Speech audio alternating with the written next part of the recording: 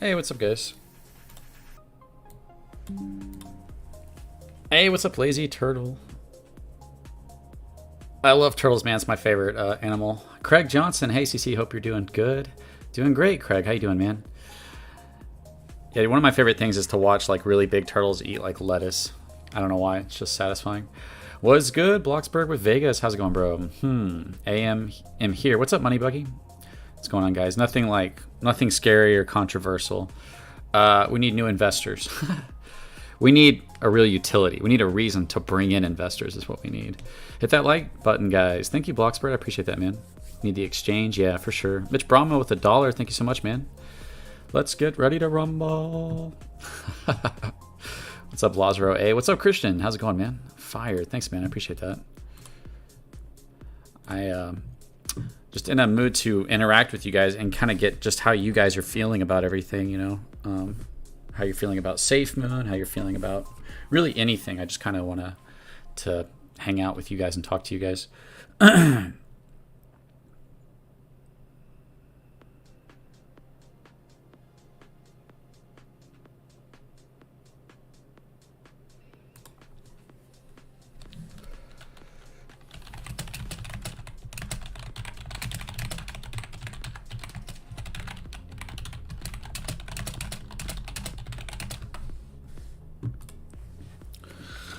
Hey, what's up, Gold Pro Unlimited? How you doing, man? So, yeah, I just kind of wanted to get your guys' feel. How you guys feeling about Safemoon?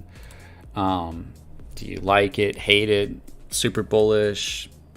You've lost trust. All the investors have different mindsets, and let me know if you guys want me to turn the music off or down or up.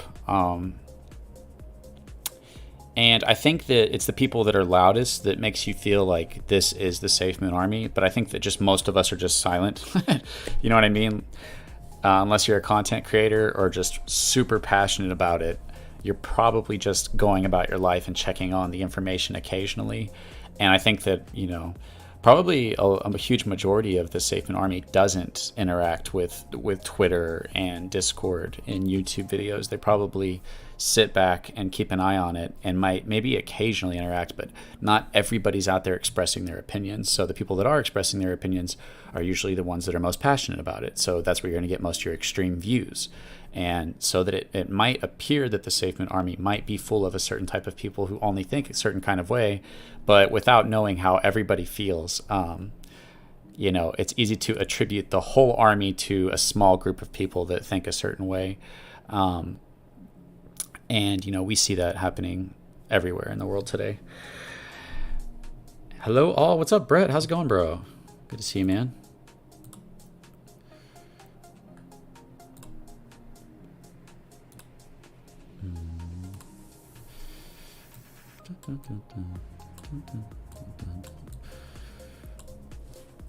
I sold half and put it on Ethereum. Nice. Okay.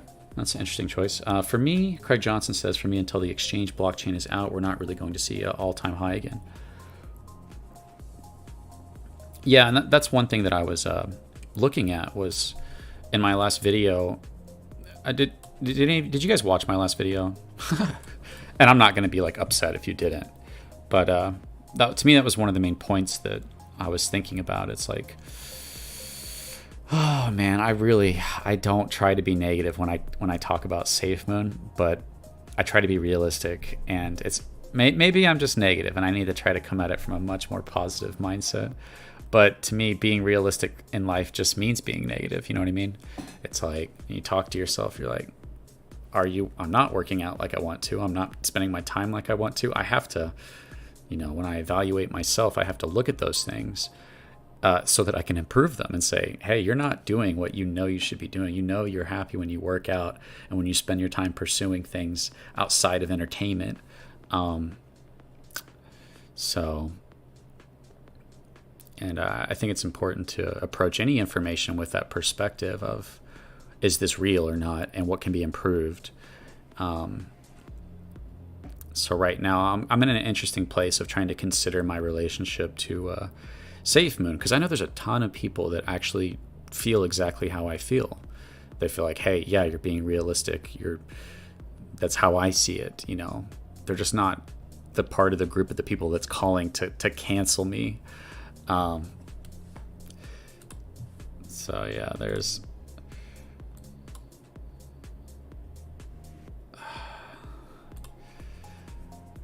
Yeah, boycott crypto control. That is the message. And it's just like, what if people. I'm having a discussion with another YouTuber about this like right now as we speak. And, you know, I really try to come at it from like their perspective. I think it's really important to like not listen to your thoughts about somebody else that tears them down and paints them as the enemy, but to try to like really get into their mindset of how they're feeling and thinking, to better understand each other, and not be so quick to come to assumptions about everybody else, but to really try to seek understanding. And, you know, people just believe in Safemoon.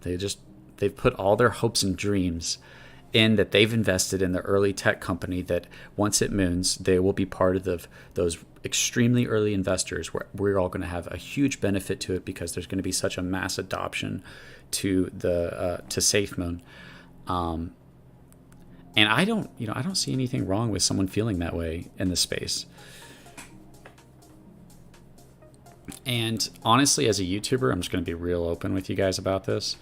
I covered like gaming and stuff, and to switch from gaming to crypto to people who really that believe in it. I was like, wow, these people are so nice and so positive, and like this is 100 times better than covering like gaming and stuff. And I didn't quite understand it fully. I mean, I did start to understand it pretty quickly that, oh, it's because their dreams, just like mine, like my perception of Safemoon has completely changed. But in the beginning, early stages, yeah, I was like Safemoon to the moon. Safemoon's amazing. I love the team. I love Papa. I love John. And I thought we've got huge things lined up and this is going to be awesome. So as far as covering that content, it's like almost the perfect content to make because these people are like you. They just want to hear amazing things about their investment that fuel those beliefs that they have about being rich one day. And there's nothing wrong with that. Life sucks, work sucks, and it'd be ideal to not feel like you're a wage slave, right? I think we all feel that, or we just want to be able to afford to get by, pay for our houses and stuff. But then, you know, so I covered Safemoon positively for quite a while, and everybody was cool with me. And then Thomas and Hank and Jack quit, and I covered that. And I received this massive backlash from a project that I loved. And from people that I liked, you know, I made a lot of friends. So it was like, not only is my investment being hurt by what was happening, but so is my channel and my status within the community for talking about Thomas quitting. And they all said Thomas later said, I'm not effing leaving. And other people within the team said Thomas was not leaving. So people were using that to throw that in my face, but then Thomas left like not much later after that. So I started to experience like the double-edged sword, I guess, if that's the best description of, while it's like these people who have this mindset that I had were the best type of people to make content for, because as long as you're talking about positively about their investment, they've got your back, you know, except for maybe a couple people that are like, yo, we're not going to $1. Like if you do it too unrealistically, it became stupid. So you had to, in order to be honest, talk realistically about how we can actually go do well, or you could talk about the numbers. You know, I felt very comfortable talking about the numbers and saying this is based on how much you believe in the project, because I don't believe in telling somebody to buy or sell anything because it's a gamble and I don't know. I'll tell them about it, tell them how I feel, but at the end of it all, I say we are gambling and we don't know what's going to happen, because we don't. That's just truth. But then eventually it got to a point where I experienced it again with Ryan, where I made a video about Ryan. I was like, you know, guys, I think Ryan's thinking about quitting. Fudd, you're stupid, you're crazy. But then a lot of you guys agreed with me. Probably a lot of you guys in here as well. So I'm kind of stuck in this position where I'm like, I have this group of people who hate me, who want to silence me, who they say that they think that I am pretending to be a supporter of Safemoon so that I can secretly destroy it. And I have to like look within myself to say, hey, is this true? And I honestly, like, I can admit, yeah, I've lost trust with Safemoon. I lost trust when Thomas and Jack and Hank quit. I've lost trust with what I've heard about funds that have happened in the past. And I've lost trust with projects not being released when they're supposed to. I've lost trust with how I see the team engaging with, the community as far as ideas, and like I believe so heavily in the owls and 32 and the birthday and these things, and it came down to be something that was nowhere near as amazing as what I thought it was going to be. And I think it's had a severe impact, not just on crypto control, but on a ton of investors who had their dreams in this project, where it's like, oh man, you're hurting my trust by the way you interact with me. And we're just not allowed to talk about the team or our projects in a negative way. And if you do, it's okay to talk about you in a negative way. But I don't do it in order to say Safemoon is a scam and a rug pull and therefore you should sell. I always say it might moon one day if they make something legit, but this is how I'm feeling about the project. But you're not allowed to express that if it's negative. Otherwise, you become an enemy of the project to people's dreams and beliefs. They can't separate somebody who's trying to destroy Safemoon from someone who is just having real criticism of things that have actually happened. Like, they can't separate that. Like, it's FUD unless the team says it's FUD. And then if it happens, like Thomas, they said unless Thomas leaves, it's FUD. And you're making stuff up. And then once Thomas finally left, they said, oh, we didn't need him. And it's like, okay, but that was FUD. But now that he's gone, you just change that into a positive. And it's like, that's fine. If you want to do that, I don't care. Approach your investment however you want to. I would suggest possibly doing it realistically, but also at the end of the day, it's also gambling. So it's also like, hey, you could be making the dumbest decision, right? And it could still be dumbest decision based on the evidence you have and the information you have, but it could still turn out to be a huge thing, so I'm in this weird place of like, I'm like, well, I feel like there still is an audience on Safemoon that probably, I did do a poll recently, like, do people want to hear me talk about Safemoon? And there was a lot of you guys said you did. I'm gonna read your guys' comments for a minute.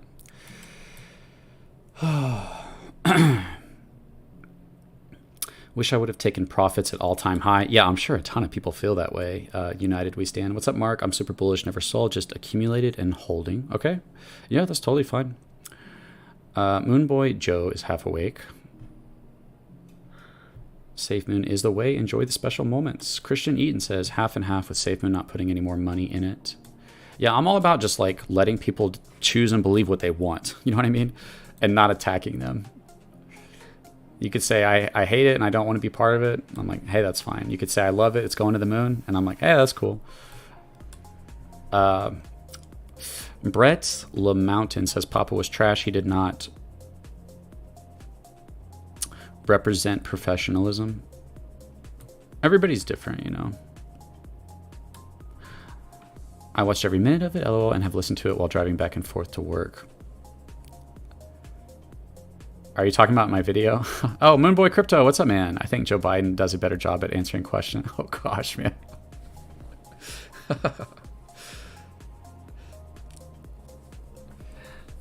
Is it weird to just let people have their opinions without determining them as your enemy and worthy of hatred? Is that a weird thing to do? I'm happy John cleaned house because Safemoon was made to be rug pulled, and it looks like John wants more for Safemoon. Craig Johnson. Yeah, a lot of people take the stance that John cleaned house, but the thing that confuses me is like, it was clear that John convinced Thomas to stay. Like, Thomas was going to quit, and then they had a talk, and then Thomas chose to maintain a role on Safemoon so he could still be considered part of the team. And he wasn't. Like, it's like some kind of advisory role until he finally just fully separated from Safemoon. CC is the only one that says the thing all the other sissies are afraid to. No, don't say that. Hey, what's up, Nathan Johnson? How's it going, man? Come on, I know what you're saying about Papa, but look, he clearly didn't do that much for us. No, I'm totally open to discussion. That's why I did this. Hey, babe. Safemoon isn't any one person. It's a movement of like-minded people who have faith of a mustard seed. Brett Law Mountain. I agree. John was put there to steer in the direction of Bear Holly. Yeah, it's wrong, but it's okay. It's a Y. He would have done it with whichever crypto he took over. He's not running it. His family is. People can't see the bigger picture. So Brett, yeah, his family's not running it. A lot of people don't know this. I've talked. I have inside information, and it's not like anything that you guys don't know. Maybe a little bit, but it just confirms everything that I've talked about.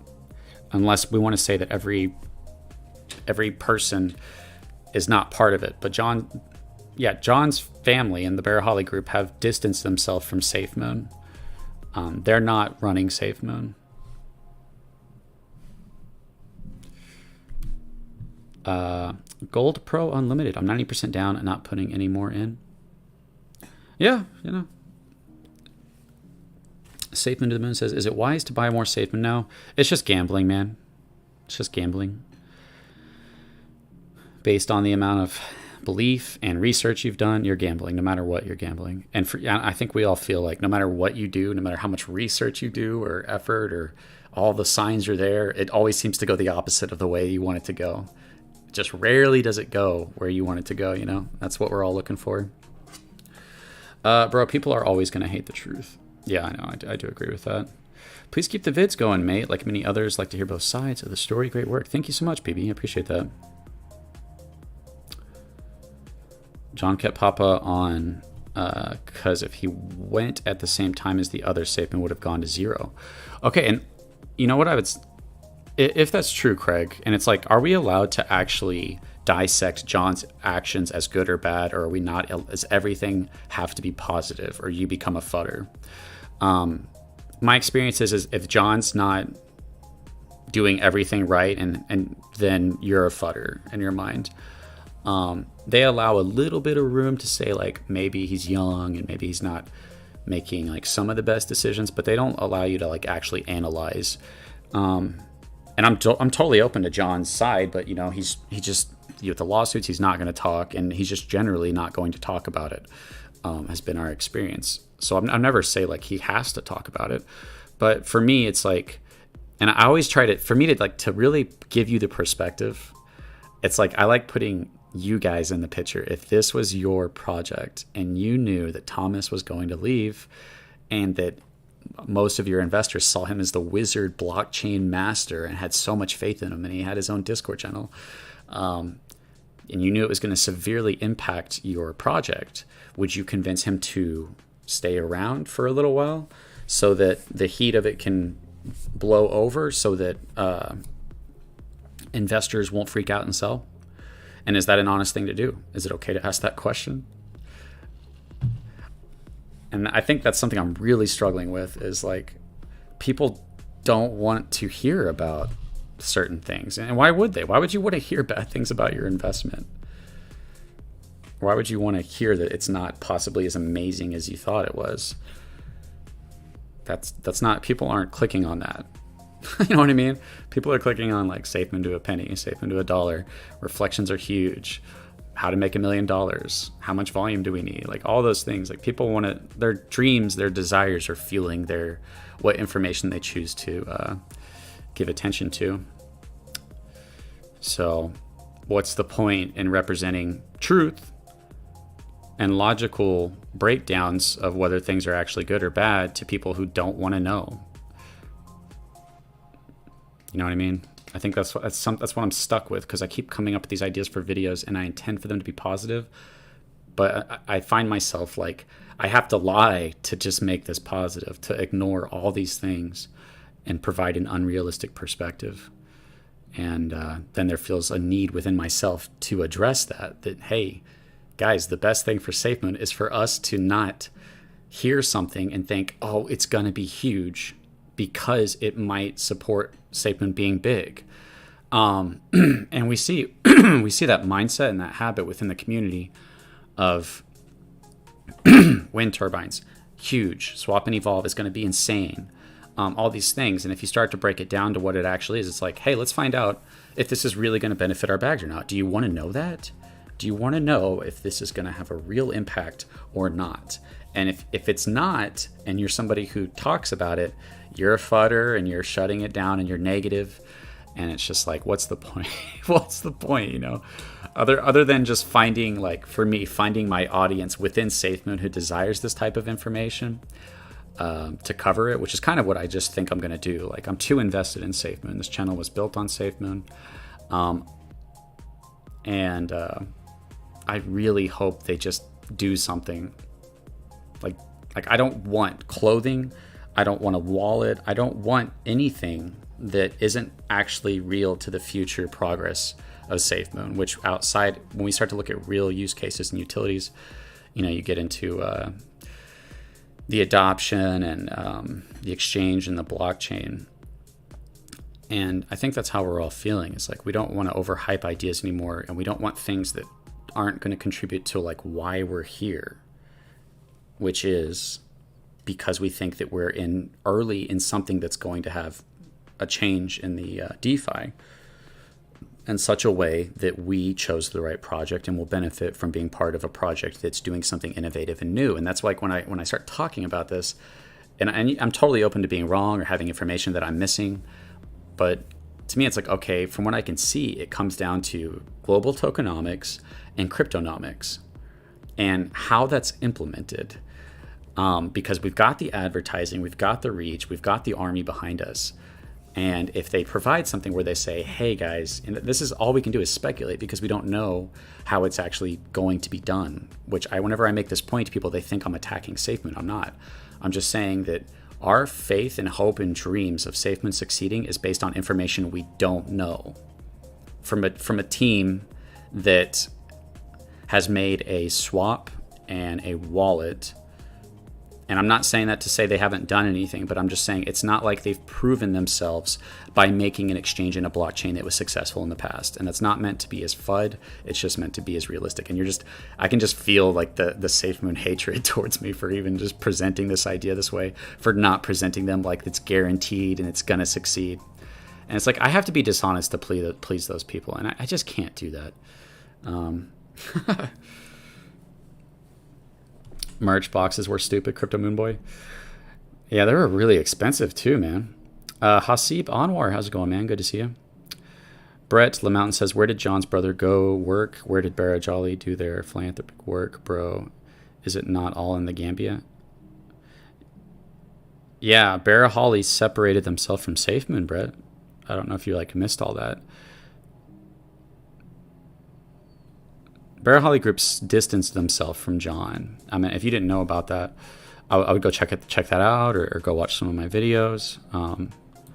They put out a statement saying we are not affiliated or associated with any other group. And then I've talked to a lot of people, a lot of resources. People talk, right? Information spreads, especially with internet and stuff.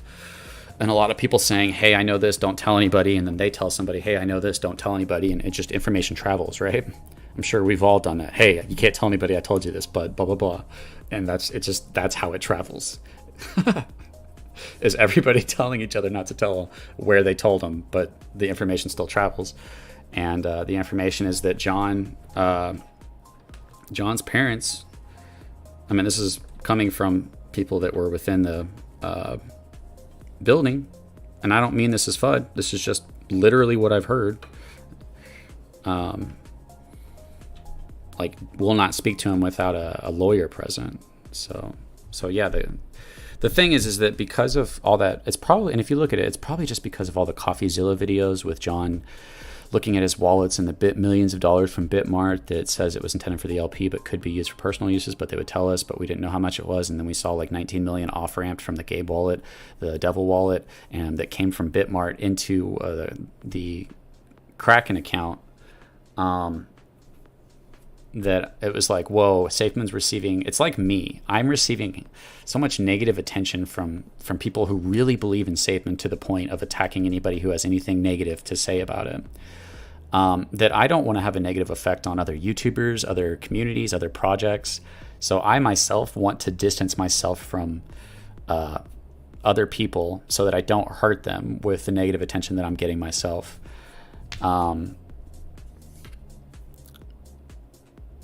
In that same sense, if Safemoon is getting a bunch of flack because of these CoffeeZilla videos and the lawsuits, then Barra Holly Group, which is designed to help people in the Gambia have a better living, doesn't want to be associated with that and receive that negative attention. I mean, that's just a logical explanation. You could say maybe there's other things going on behind the scenes. But, you know, I kind of just came to the conclusion that, like, yes, the lawsuits are concerning. I think as an investor, they're worth paying attention to. Once again, FUD, and I'm a terrible person and a secret FUDder. So people are so funny, man.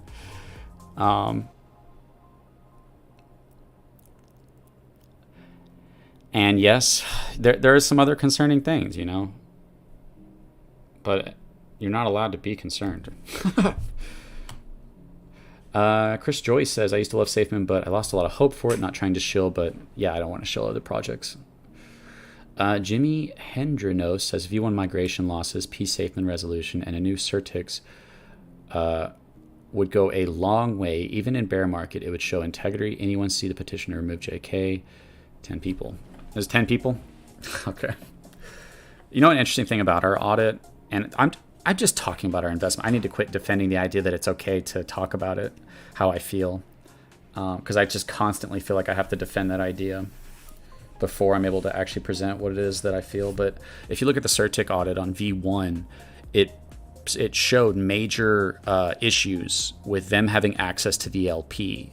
And then Safemoon had a response to that. I'm sure you guys saw this. And the response was, yes, we do, but if we do it, we'll all likely quickly go to jail and have to deal with litigation.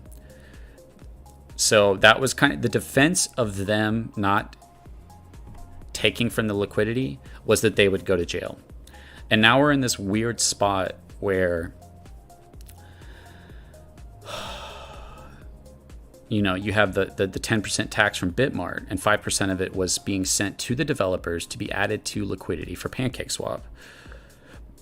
And it's this weird gray area, right? Because if you talk to developers with that tax, a lot of cryptos will just be open about it and use a tax from an exchange listing to pay themselves. But no matter what, if you still look at it, that 5% tax from another exchange, it's Safemoon that we bought being sold elsewhere that can be arbitraged, and the tax that they're paying was not going to us. Bitmart had its own reflections, and the Bitmart tax that was supposed to go towards liquidity was not going to our liquidity either. So in that sense, I do think it's logical and honest to say that, yes, an exchange listing should benefit the holders and not the team. And if it does benefit the team, you just need transparency there. Hey guys, we need to pay ourselves and we need more money for the funding of the project. So we're going to do 5% of the tax on this exchange to fund and pay ourselves and to fund the exchange and the blockchain. That would have been transparent. But we didn't get that, unfortunately. You know, we got that funds might be used for seeding and for the projects, but that they would let us know. And then we see millions and millions and millions and millions of dollars without us knowing where it went. And it does present this interesting thing. It's like, okay, if based on the V1 audit contract that said that, yes, they had access to liquidity, but that they would go to jail if they got in trouble, I meant, does that mean that them taking from the Bitmart tax and spending that on themselves and the millions of dollars, does that mean that they're going to go to jail for that? And if they do, then what would that affect Safemoon? You know, and if you don't want to hear or talk or think about these ideas, I completely understand. And nothing might come out of it. It might just be a nothing burger. Hey, they get away. Nothing's provable in court, or nothing was found wrong in court, and they move on, and Safemoon's fine. It's so funny, dude. I try to start these streams to have a talk about Safemoon, but I constantly find myself just talking about the negatives. It sucks, man.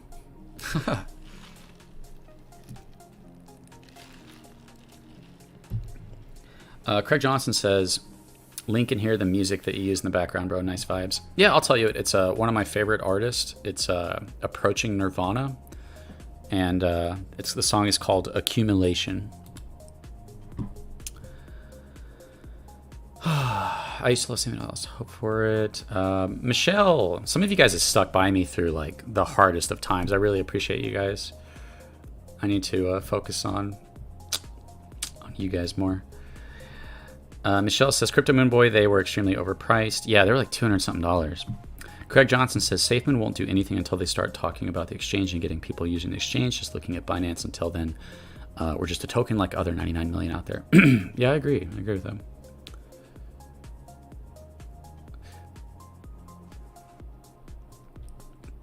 Tariel says, it might not be Safemoon, but it would be Safemoon themed. Credit card companies let you upload your own picture as your card background, so you could make one with a Safemoon background. Yeah, there actually is a Safemoon card coming out. Check the bubble map of Safemoon. I don't know where that's at, Don. Where is that at? Everyone for that LP was used right in front of our faces after they literally said it was locked. Well, it was weird. It's this weird thing where, oh man, it was done in such a weird way that it was very hard to tell what was happening. But it basically seems that when we went from V1 pancake swap to V2 pancake swap, and Papa was doing those migrations and we were all getting happy, they weren't migrating the liquidity. They were taking half the BNB, selling it into the V2, which raises the price, but it takes away from liquidity, which was what it was intended for, and then taking the Safemoon and selling it or using it to seed Bitmart. Now, I don't know if they were also using, I think they were, using that Safemoon from our liquidity to sell to Bitmart for Bitmart's reflections.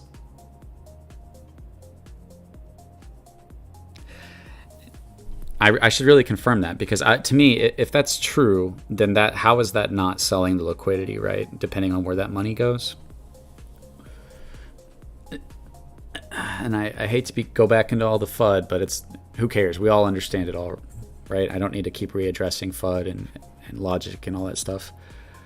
I think it's okay to just have a conversation now that we see millions of dollars going from Bitmart to the Gabe wallet, to the Devil wallet, and then off-ramping. I think it was like 19 million if you add it all up, just in that one wallet, on that one chain. And that's on the blockchain, and I covered that in a live stream. Tommy G, but what about crypto out there doesn't have some kind of concern? But what crypto out there doesn't have? Well, I mean, that's a nice argument, but it doesn't. It just is like, yes, every crypto has concerns, but it doesn't deal with anything. You know what I mean? It's like everybody has problems. Like, yes, it's true, but if you're trying to fix your problems, saying everybody has problems doesn't help with that. You have to literally get down to what problems you have in your life that you want to fix to get towards the better life that you're seeking. You know what I mean? It can be a good point. It's to say like, hey, everyone has problems. Don't worry, you're not the only one. Like, if it's used in that sense, but as far as like actually diagnosing those problems and how legitimate they are, it wouldn't be useful in that sense.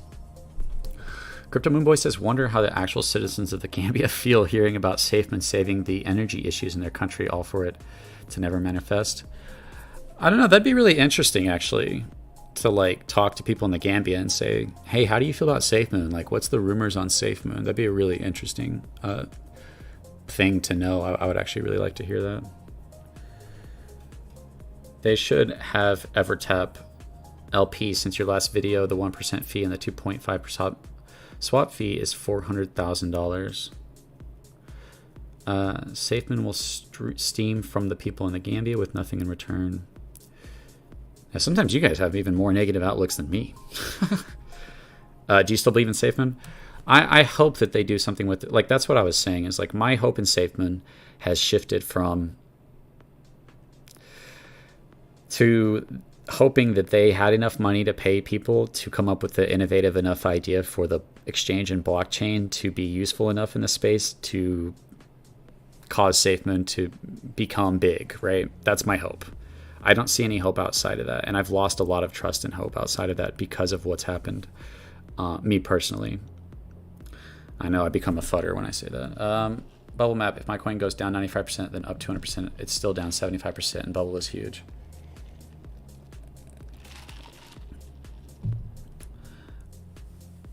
What does Safemoon need to do to restore your faith? The rocky start is over. Once this bear market ends, I'm excited. New releases, card release, exchange. Yeah, for me, exchange.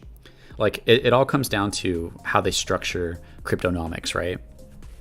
Because if cryptonomics is good and people go, hey man, I know you don't, this isn't a reward token, but if we hold it on this exchange, it has really high volume and you're able to get enough of your own token.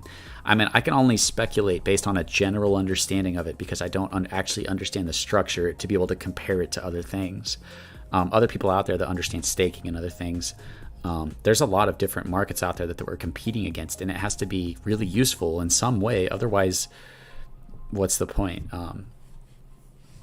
And it's interesting to look at Safemoon from a perspective of not that it's going to moon one day, but that you might have an opportunity to take profits. You know what I mean?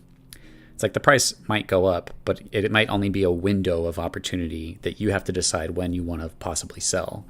Another huge thing to look at is like reflections, which I was probably going to do a video on how much money do we need, how many buys do we need to get to like 50 cents or $1. I think people would really like that. But then my next video that I was thinking about doing was going to be on reflections and comparing either reflections versus BUSD rewards, because reflections is really interesting. And I've talked about this before. But basically the structure of cryptocurrency presents a serious problem where the early holders and the whales have the project by the balls because they have the most tokens to sell to the LP, to pull out the most BNB and absolutely destroy the price and the traction and the momentum that we had. Because if Safemoon's price had just kept going up, we would be huge. But everybody sold, you know, and Ben Phillips sold, and Safemoon Dev was selling, and it was just like, holy cow.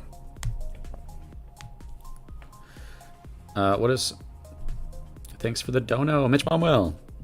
Amazing mod. I don't deserve you as a mod, man. I was looking at some of my old mods. Mitch Bromwell, so supportive, so positive, and he donates too. I mean, how awesome is he?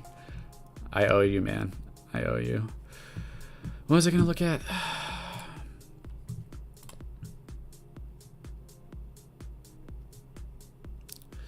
So reflections kind of like created a problem, because whales, who were already the most dominant and biggest problem of the price not being able to go up because it's a bunch of people fighting each other over how long they're going to hold before they sell, now they're getting the most reflections as well. And they don't even have to sell their bags. They can just sell their reflections if the volume's high enough. And then one thing that I think is really interesting, because what's in our minds with passive income with Safemoon is passive income. I don't know why I said it that way, but that involves people selling their reflections. So one thing I was going to do is look at how many holders we have. If we get to this price and say we lose this many whales, if this many people are selling this much a day, it creates this much downward pressure that needs this much upward pressure to counter that. Otherwise, you're not going to be able to have that. And it has to be it doesn't have to be enough to, like, the price wouldn't matter, right? We all understand that the price wouldn't matter, but actually the price would kind of matter. It's interesting. With a million tokens and $1 billion in volume, you get about $70, right? It's been going all over the place depending on how many wallets have been migrated and whatnot. But it's like $70 to $80, I think, is where we're at with our rewards, our reflections. But if you get $70, and for every billion in volume, you're getting $70 worth. But if the price is dropping drastically, then that $70 worth of Safemoon that you just got just became less, right? That's the interesting thing about doing reflections versus rewards. Because if you do rewards, then it's tied to a stable coin instead, so that it can't go up or down in value. And that's the problem, is like it's safe because it can't go down, but it's not as beneficial because it can't go up in that sense. Also, if you do rewards, you have to immediately sell your token down in order to convert it to a stable coin in order to distribute the rewards to all the holders. So it creates this sell pressure that wasn't there before with reflections. But with reflections, your biggest whales who are getting the most tokens, when they go to sell, are going to have a lot more tokens to sell that they didn't buy. You know what I mean? So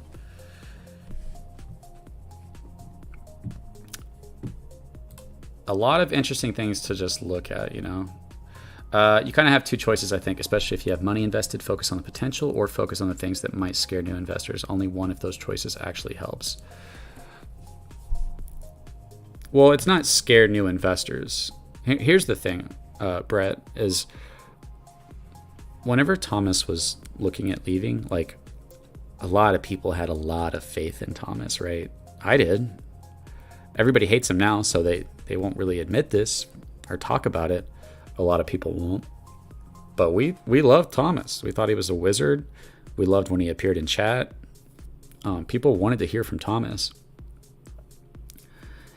And as an investor, if a huge part of your faith in a project is going to be taken away, then that's super important. It's not to scare away new investors to talk about, hey guys, Thomas might be leaving. It's to also inform current investors who might make the decision to sell. And that's my approach to investors. I'm not trying to convince you to hold or buy. I'm just trying to present to you all the information, and no matter how important it is. Now, if you look at the history of my channel, I stay positive until something very concerning comes up. And it has to be very concerning, like Thomas leaving. That's a big deal. I'm going to talk about that. That people will decide to sell over that. Ryan leaving, I talked about that because I knew that people would decide to sell, because people were saying, if Ryan leaves, I'm out. So you have to talk about the negative potential. Like, you don't have to, but I choose to talk about things that I think are extremely important to people that they might decide to sell for themselves. And because I want them to have that decision. Other people, they don't want you to have that. Like, they hide that information from you. They lie about it. They change it to a different narrative. Whether they do it intentionally or not, I don't know. I don't think they intentionally think, I want everybody to not sell so that Safemoon won't be affected, even if it's based on a lie. I don't think it's that malicious, but I just think that ultimately, when people are saying that Ryan leaving was FUD, I mean, if we go look at that video, we could do that.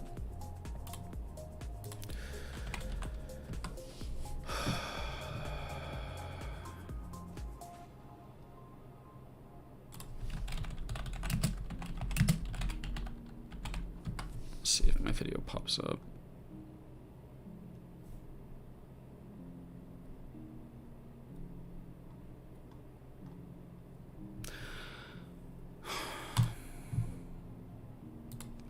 Okay, so I posted this 4 hours. This is a great example to go over with you guys. I posted this 4 hours before Ryan quit. I didn't know he was quitting.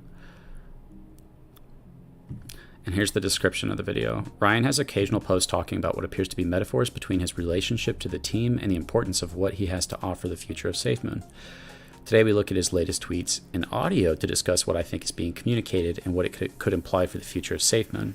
Do I think Ryan is quitting Safemoon? No, but there definitely appears to be indications of him thinking of quitting if what he believes is right doesn't align with what he's seeing on the inside. Let me know what you think in the comments. So like I said, I didn't think he was quitting that day. I thought it might continue to happen. It's like signs of a breakup. The signs of the breakup were there.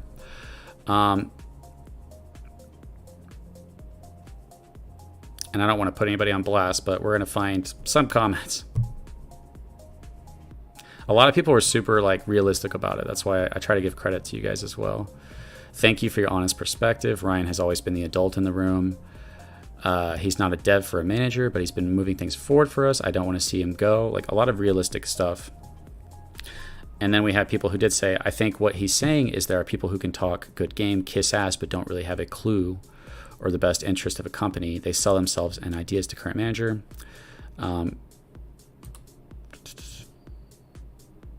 Okay, now that one's pretty realistic too.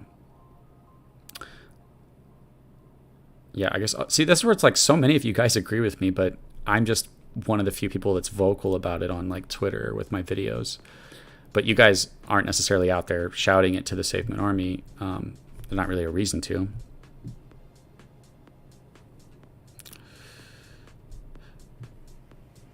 Okay, so yeah, it was interesting. And I'm not trying to use this person as a bad example, but they said, this sounds more like FUD fighting to me. I think what he's saying is Safemoon falls within his code of ethics, which is why he's still there. If he had already left and said the same thing, then yes, that means Safemoon didn't fall in line with his code of ethics. He did at least admit to saying, I can see how it could be interpreted either way, and sounded more emotional than usual. So even this guy's being like pretty actually logical. Where are the, there were some other comments in here just thrashing me. I'm trying to find them.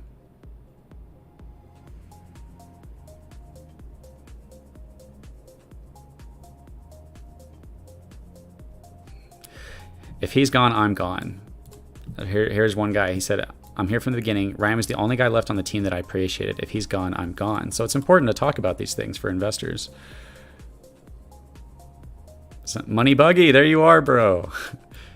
He said, holy crap, he's saying the same things I said before I left my last job. Oh boy. Like clear signs of if things don't change, we're going to part ways, is what Ryan was saying.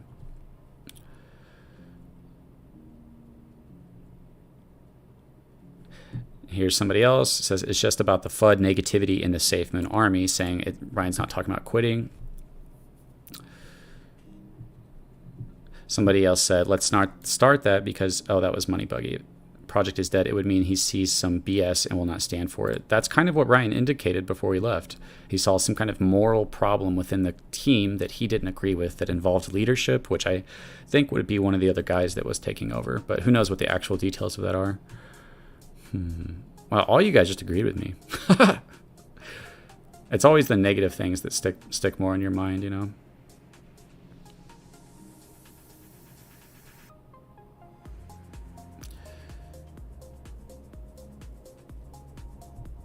I know there was some comments on here thrashing me. I'm trying to find them. Okay, here's one. Not thrashing me, but saying this doesn't sound like Ryan is hinting that anything bad is happening with Safemoon. It's a as broad statement that anyone should go by. If he didn't want to work for Safemoon because of his vice, he would have left a long time ago. And here's another, at least this person's open to being wrong. He said, I'm not opposed to this perspective at all, but I totally took his comments in Jeremiah's space as encouragement to end the stupid spaces feud that has been going on, which I definitely agree with that, but it's not what he was talking about. Ryan was really emotional, probably because he knew that his time at Safemoon was coming to an end. Okay. Here's one person that says, like most of your videos, but I disagree with this one. That's not what he meant. He wasn't talking about the internal issues in the company. He was addressing the community and the Twitter spaces that spreads negativity. And then 4 hours later, he quit. So this guy, and props to him, came back 4 hours later and said, Crypto Control, I have to admit that your reading of the situation was right. Just saw his resignation message. That's really sad. Truly sad. Very sad. Thanks for your video. So this guy at least came back and said, hey, you were right. And like super mad respect. Man, I didn't realize how honest and respectful you guys are. I don't go back very often and read comments.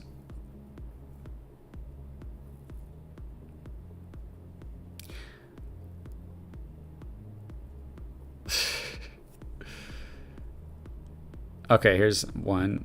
Another great example of a very major respect to this guy. He said, words are very powerful, so we have to be careful on what we put out the universe. Why would you speak about Ryan leaving Safemoon and put that energy out there? And I said, because he did it first. And that's what I've always said. I'm not just creating magical FUD to talk about. I'm just talking about the FUD that they themselves have done.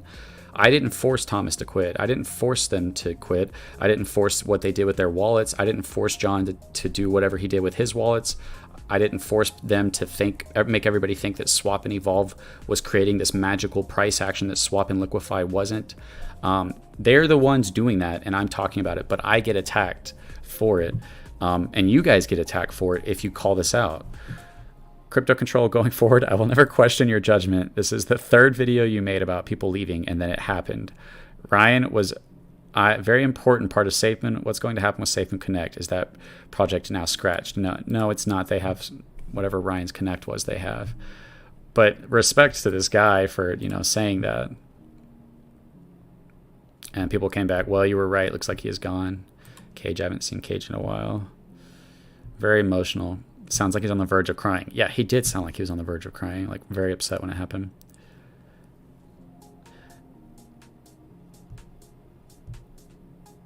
And honestly, I probably prefer YouTube more than I do Twitter. Twitter gets super toxic super fast. YouTube does seem to be a lot more reasonable. The dude was a United States Marine, bro. The guy is just fine. He's just trying to tell people he wouldn't be pouring his time and effort into some BS, that's all. He can't really say more, to be honest. Just put yourself in his shoes. Yeah, in simple words, you want to explain Safemoon is all real. And everybody, it's really interesting. To me, it's fascinating beyond who's right and wrong. The psychology of somebody giving indications that they're quitting, that they're leaving, that there's a problem, and people within the community taking it as a positive thing, as the exact opposite of what it is. It's not intended to say that they're dumb or any of that, but it's just interesting that that's what happens. I don't think they're stupid.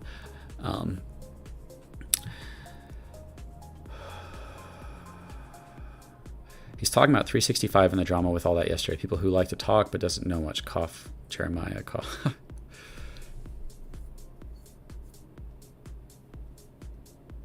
Okay, here's another one. He sounds like he was in the treadmill. Stop reaching. Okay, I don't know if that's a joke or not, but that one's really funny. That he was like working out. Yeah, to me, that's still just really funny. The treadmill. Stop creating FUD from Danny V. And it came down to like, exactly, stop creating FUD. 100%. I mean, he was spot on about the other guys leaving, so I don't consider that FUD. And he states that he's not sure, but let's see what the FUD hound states in his response. And I said, it's funny we never say that to the team. We never tell the team not to create FUD. All I'm doing is talking about what Ryan put out there, but I'm the one who creates FUD. They said the same thing about Thomas. I was creating FUD by covering him talking about leaving and being unhappy. Then Papa said, I'm not effing leaving, then left months later. What is FUD and what is a realistic mindset that can look at all the aspects of what is actually going on with the project? And it's like, why am I trying to convince people to have a realistic perspective of their crypto? I'm not. I only do it whenever they attack me or attack other people. And a lot of you guys stick up for me. Like, thank you so much, guys. Like, all you guys that support me, that stick up for me. Whenever people talk trash about me on Twitter trying to cancel me, I go and I see people like backing me up. And you guys are awesome. I really appreciate that. Because I know you guys feel the same way I do. I just do YouTube videos on it. You know what I mean? In the Safemoon community, anything other than proclaiming how well the project is going is considered FUD. Like, just nailed it on the head, Peter Piper. Crypto control, you're good, CC, keep delivering. Okay. So yeah, I mean, this is just a perfect example of something that was extremely important to investors in their mindsets on what could affect their investment. And so the people that have that mindset, they attack all the other Safemoon community that want to know the truth of like, is this going to have a negative impact? You're not allowed to ask that question. You're not allowed to be critical of the team, the current team. It's okay if they've left. If they've left, they're the worst trash, garbage human beings on the planet that deserve to be, you know, crucified. Is how a lot of people take that. Not everybody. Some people still have respect for Ryan. But everybody's been taught to hate Thomas. I don't know. Let me read your guys' comments for a minute. Safemoon to the moon. What's up, Hasib? How's it going, bro? Why don't you cover the tokens like Everrise? I can't understand how the staking mechanics work. If I buy it on the Avalanche blockchain, will it pay me back and Everrise on the Avalanche blockchain? There's just so many projects, man. You got to like choose what you want to cover. Mad Scientist says, I think the exchange will not give much encouraged, like if they make their own exchange, because as they use the money from the LP, what will stop them to use your funds for emergency money? Well, and that's, to me, like, that's what I want to see, is I want to see the team take their money and put the investors first. Like, that's what I want to see. Callum Mulcahy says, if we look at this as a tech company, I am so confused on what the goals are on the objectives to get there are. If I asked you to do an overview of Safemoon, would you be able to? Well, I mean, I could, but if I was to like cut out all the negativity of Safemoon, I would say I'd have to basically reiterate what it is that John describes it as, which is a general description of using blockchain technology to innovate and, you know, make change in the world. You know, he obviously says it better, but it's an idea, I guess, of being rewarded in your own token, I guess, and to preserve tokenomics. I guess those are the two things we really have possibly going for us. I mean, I hope that they have paid somebody who's very smart to look into this, to analyze how this is going to actually draw a lot of people away from other places because we have something better. You know what I mean? If we don't have that, then what do we have? We might get some kind of temporary pump and volume increase, but if they don't make something like big in the space, then what are we going to be left with? And that's kind of what we're all waiting to see with Safemoon, is like, how is the story going to play out? Will it become huge? Will it fail? Will it be mediocre?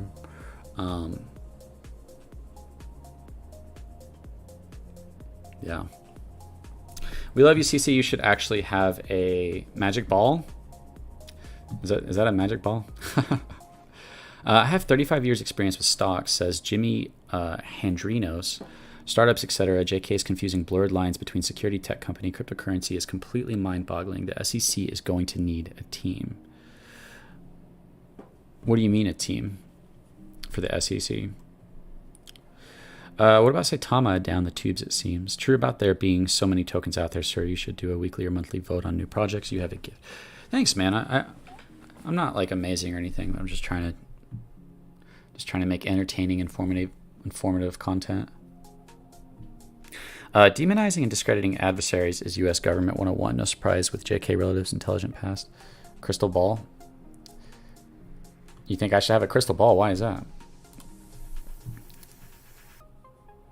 Did I show you guys this article that has people accuse me of it's hilarious. It does get to a point where it's hard to not talk about their mindset of attacking you for talking about what's actually happening. So they start lying about you as well. So they've lied about me. They lie and say that I talk about John's wallets because I'm trying to draw investors away from Safemoon to my new project that I'm making. And it's not true at all. I knew that talking about this would reduce my ability to bring investors from Safemoon to my new project because they won't trust me as much because I talked about the negative things that were actually happening. I knew it would have a negative impact. But to me, it doesn't matter. Like, I'm not going to do my own project if it's not worth it. And I want to say this for you guys that are listening.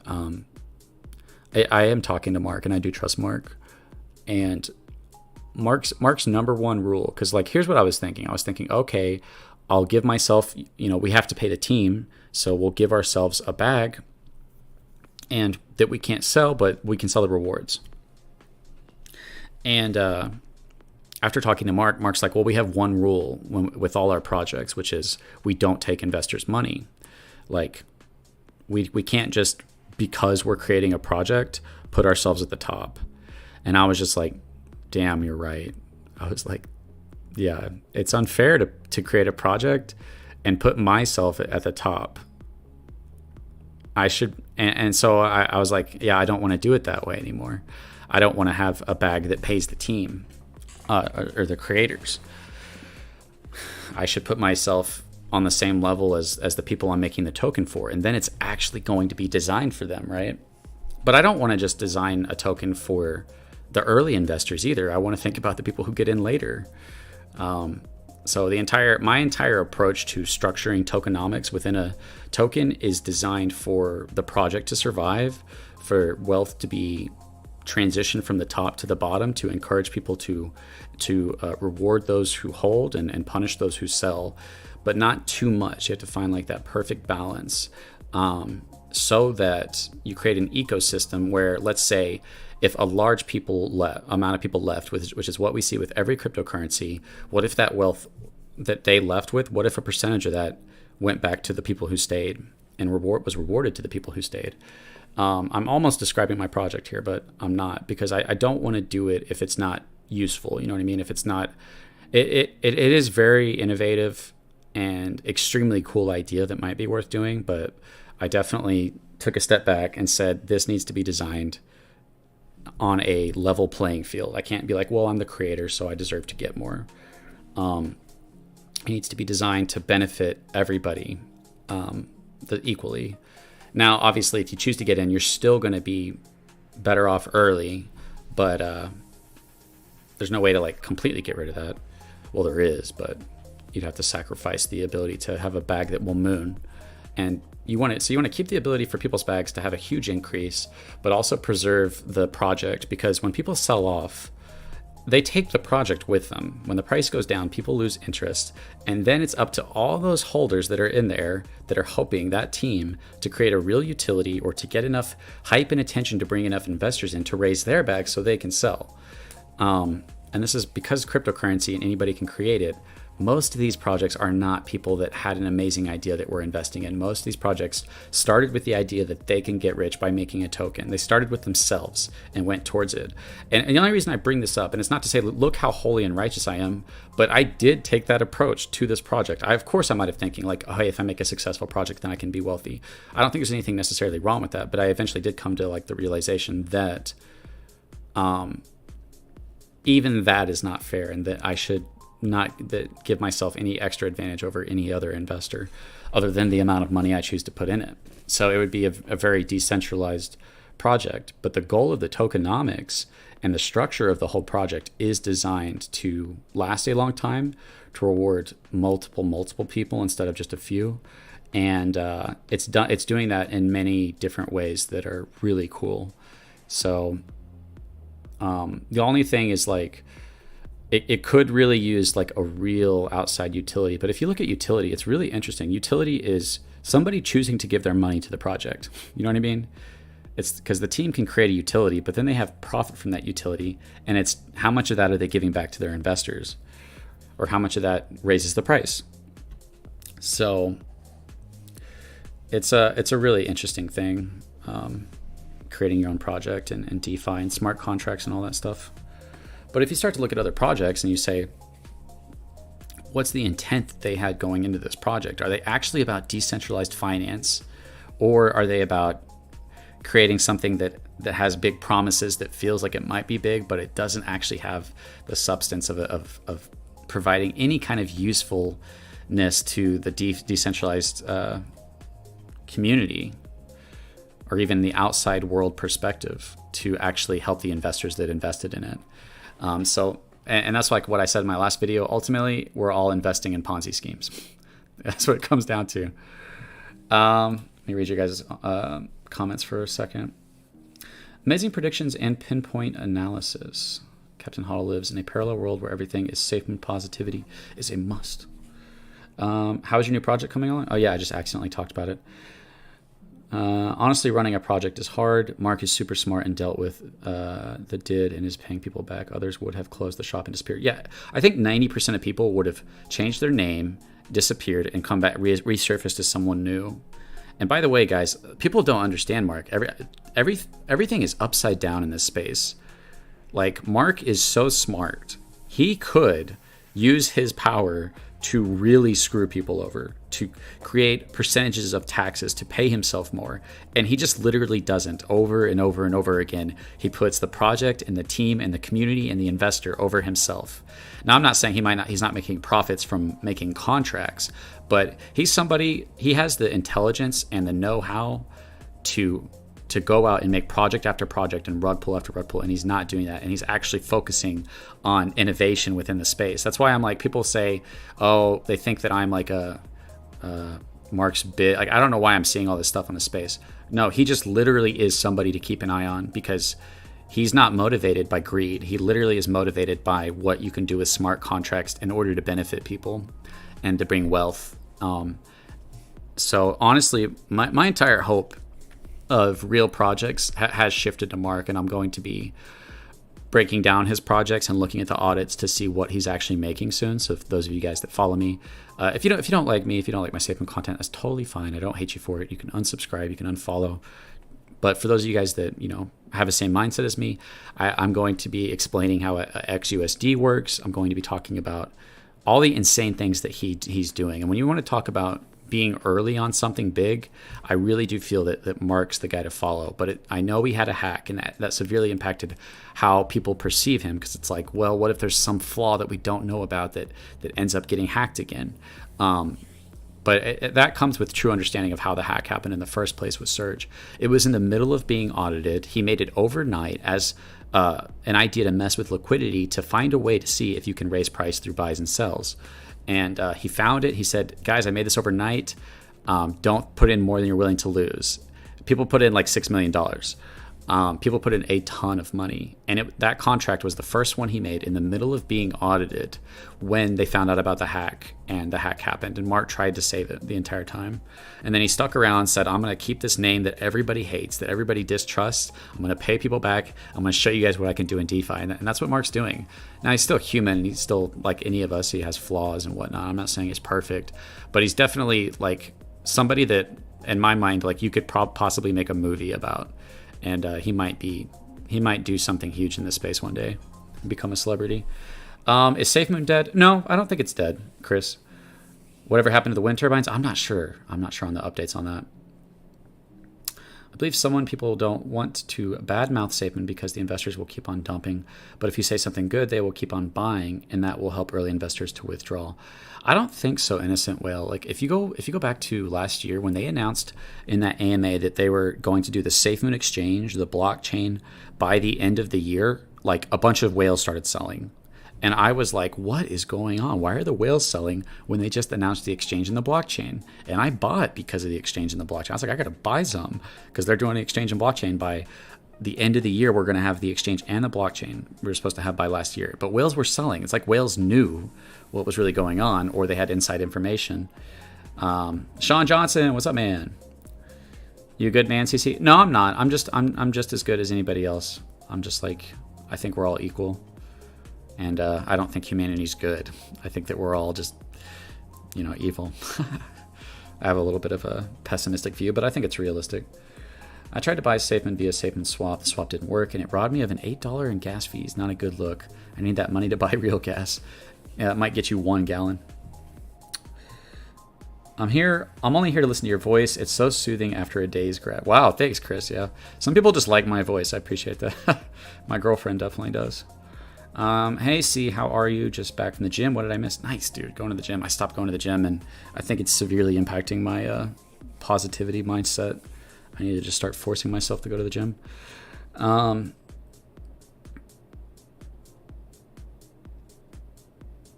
No, nothing huge, guys. Nothing huge. I'm just talking about Safemoon and what's happening, and getting how you guys feel about Safemoon. Where do you think it's going? There probably is one other thing I want to look at with you guys. I just want to ask you guys in the chat real quick. Did you guys watch this video I made yesterday? Because this is probably one of the, and I'm trying to like brag, but this is probably one of the most high quality videos that you'll see on Safemoon. It's definitely like top 3, top 5 out there. I was in Mark's crypto early. I think the early investors see it more of a rug pull after seeing all the messages from supposedly hacker. Was very strange times. Yeah, I put out videos on that. I talked to the hacker.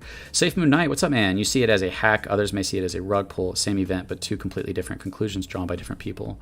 Yeah, definitely Safemoon Knight. Shout out, guys, definitely drop Safemoon Knight a follow. He makes pretty funny content. He covers Safemoon as Batman, and he puts very high quality videos. Actually, he puts a lot of effort into them. Yeah, Knight. So basically, the truth is that there are different perspectives, but there's only one truth. Mark either rug pulled his project or he didn't. So just because people see it differently doesn't mean that they're both right. And if 2 people have contradicting information, someone's wrong. They're either both wrong or one's right and one's wrong. It's like your name is Safemoon Knight, and many other people could perceive those letters as a different word. They could say, no, that's actually Safemoon Knit, or they could just see something completely opposite of what it actually is. But it doesn't mean that it's not true. I'm all about understanding people's perspectives and looking for common ground, but ultimately what we are talking about is people who couldn't see that Thomas was quitting, who couldn't see that Ryan was quitting, who attacked me for it, who deny anything negative and attack everything that doesn't support their beliefs. And it leaves us with this feeling of having to defend having a critical, logical approach to our investments, because we know we're going to get attacked, whether it's me or whether it's other people, and you're going to get shunned by the smaller, louder part of Safemoon, because I think that most investors probably are logical, actually. They just aren't vocal about it. But we do have a smaller group of people who are the most passionate, the most vocal, and they seem to be the voice of Safemoon, but I don't think it is. I think most people hope that Safemoon does well, but they don't deny logic and reality because they want it to do well, to the point of attacking other people. No bad news right now, guys. I know when I go live, people think it's usually bad news. I will go live if there's really bad news, but hopefully we've gotten all that out of the way. Thank you, Michelle. I really appreciate that. So I actually kind of want to watch that with you guys and then get your guys' perspective on it. If you're down, if you're okay with just hanging out with me. If you want to eat this. Yes, I like my own videos for the algorithm. All right, let's. And you know, there are things that I don't like about this video that could have been done a lot better, but it was just so much effort put into a video that at a certain point I'm like, I have to finish this and put my time towards something that's actually going to make me money, because this is not going to make me money.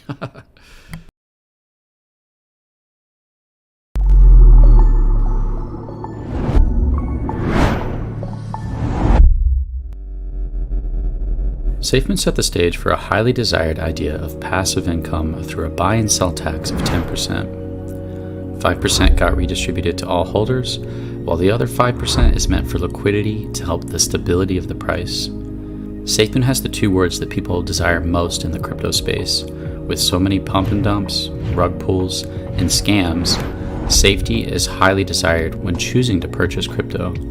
Safemoon had a docs team and the promise of a locked liquidity pool. Mooning is associated with when the price starts to go up so much that it leaves the earth and reaches the moon with such a massive pump in price that those who bought before this have bags that have gone to the moon in value. Safemoon did go to the moon, but not for everyone. The structure of cryptocurrency is exactly as a Ponzi scheme. The early buyers are fueled by the later buyers, and when the new people stop coming in, the last ones to get in are at the bottom. I have to go make a call. Most projects are designed with this goal in mind, to get people's money and get out. A digital heist on the blockchain. Teams will make huge promises and try to look as legit as possible so they can either drain the liquidity or sell off their own bags. Other people don't take such a dishonest approach to creating a token, but they know they can make a ton of money by just being the creator of the token, and that their goals for creating a real utility or pump for the token are not founded on a real profitable use case that can benefit all holders, but more so on the idea that they can get rich by being the creators. What this leaves us with is that without a legitimate team and utility that produces enough profit to significantly raise the price, we are ultimately gambling in Ponzi schemes. Can Safemoon still go safely to the moon? One man is in charge of this rocket ship, how it's built and who gets to work on it.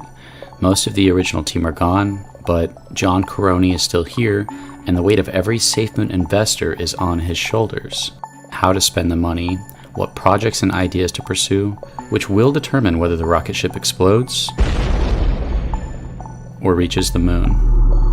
How important is the relationship of the team to the investors?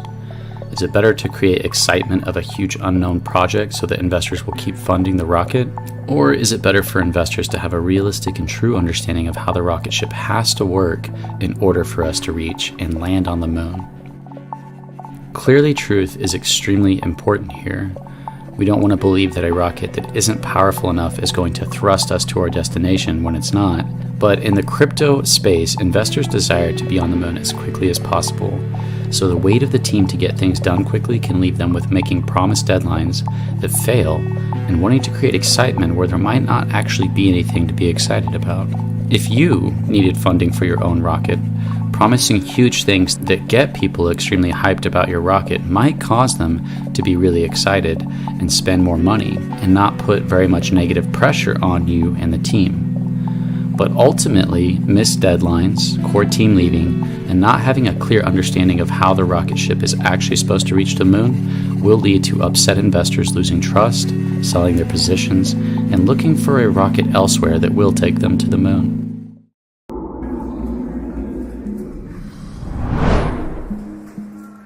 Even further, you have a group of investors, and if that group becomes split or divided because others have lost trust in what you've done with your project through the overpromising of events in order to appease them, then your community will become divided against itself and attack each other over their differences of perspective on whether you and the team can actually make a ship that can go to the moon. It's extremely important that investors have a clear understanding of why this rocket is actually able to safely go to the moon, and that this isn't built on hype from ideas that they themselves cannot clearly explain. How the rocket would be able to get that high, how it would be able to land. So this interaction with your community is extremely important, not just to set realistic expectations of what is being worked on, but also to set a realistic mindset within the community towards each other. Other projects want to reach the moon and want to take your investors, or they just want to destroy your project out of jealousy or hatred, whether founded or unfounded. Constant attacks of information will come at your project that are not true, and you have to be able to prove to your community that you have been honest and that the project is safe and legitimate. So the team plays a huge role in setting the mindset to deal with false information. But if the same investors become unable to see the actual negative information of the project, of the rocket, in order to improve the rocket, then they become blind to the problems that can cause that rocket ship to explode or not work. And the investors who can see the problems will once again become divided with the investors who cannot. Safemoon has set deadlines, expectations that have failed, as well as a perception of negative information as being FUD, so that all negative information becomes FUD or something that is uncredible, which leads to division within the Safemoon community and a loss of trust. Even hearing these words will upset many people who have unwavering trust in John and his vision of Safemoon. But these ideas are true whether we like them or not. But what does this leave us with? Cryptonomics is the heart and soul of the rocket that Safemoon is building, a blockchain and exchange that support global tokenomics, allowing for reward tokens to preserve their tokenomics as well as for other tokens to be rewarded in their own token, even if it isn't a reward token itself.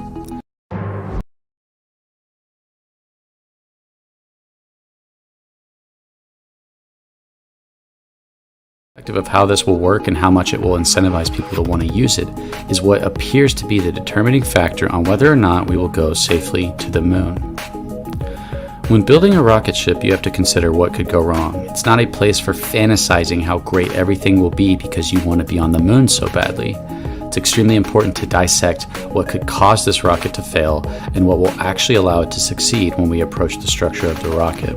The team is just like the investors. They are human and we all make mistakes and need room to fail and grow. The best approach for Safemoon to go to the moon is to unite their community in a fair and balanced approach to the Safemoon ecosystem and to teach them to not hate those who have concerns about various parts of the ship.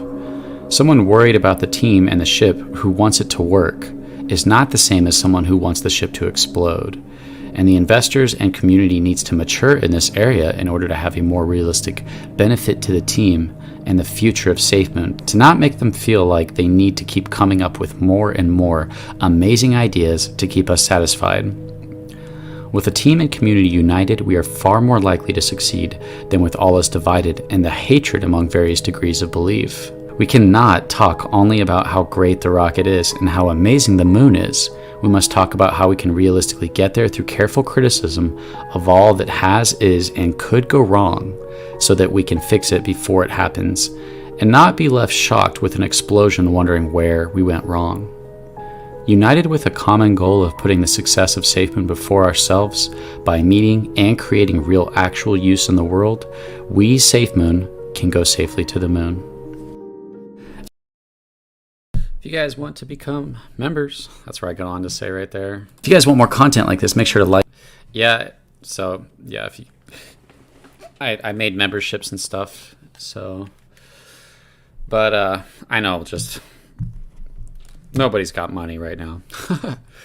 It's completely understandable. Safemoon Knight, you are welcome, man. Yeah, guys, definitely do me a favor and check out Safemoon Knight in the comments. He makes just fun, entertaining content on Safemoon. He does it as Batman, and he has like the Fudster. And honestly, the first time I saw him, I was just laughing. But he covers the information. You know, I don't think there's another YouTuber out there that covers Safemoon like I do as far as being critical of things. But most Safemoon YouTubers tend to lean towards Like you either cover it positively or you don't cover it all. So I'm kind of like the oddball that covers the positive and the negative. So it is positive content from Safemoon Night, but it's also done really well. Thanks for the shout out. Yeah, you're welcome. It's crazy back in the day, you pull stunts like what happened to pull now, you get butthurt, but this day and age, nothing happens. It's like a scam, everyone frenzy. In the crypto space, that's real bad, yeah. Safemoon Knight says money or he is rich because comes from a very successful family and especially is CEO of a tech company in the state of Utah. The average salary of a tech company in Utah is $700,000 a year. So yeah, I mean, I'm okay to discuss that. I don't want you to feel like I'm attacking you. I'm just providing like an opposition to what you're saying, Knight. But Thomas could be said as to be an uncredible source, but when asked by CoffeeZilla if John was rich before SafeMoon, he said no. Do you think Thomas is a credible source on that? Do you think he was lying? Everybody can come to their own conclusions. John has a multi-million-dollar house. It's worth millions of dollars.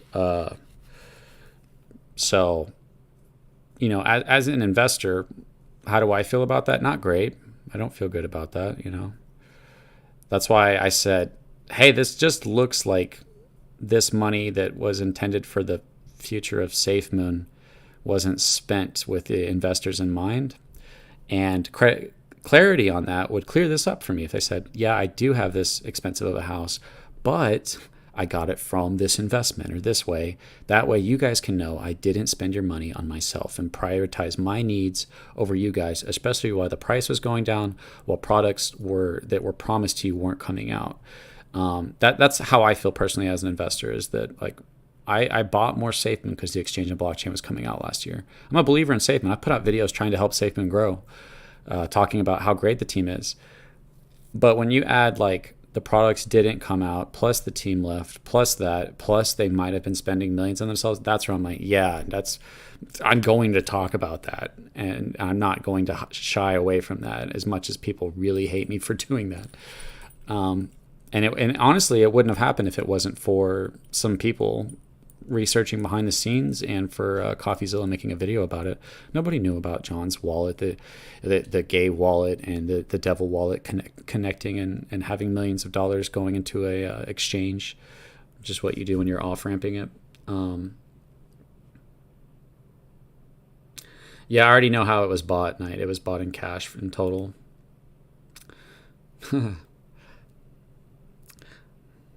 I have and I know it's his as well.